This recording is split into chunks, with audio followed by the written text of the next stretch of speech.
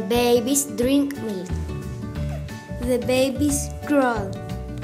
The babies have pacifier. Τα παιδιά προσχολικής ηλικίας μπορούν να πλύνουν μόνο τους τα δόντια τους. Τα παιδιά μπορούν να πηγαίνουν μόνα τους στο νηπιαγωγείο.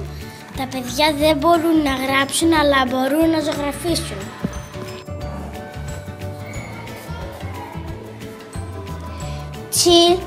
Children go to school. Children work in teams. They can read books. Please go to school. They have a lot of homework.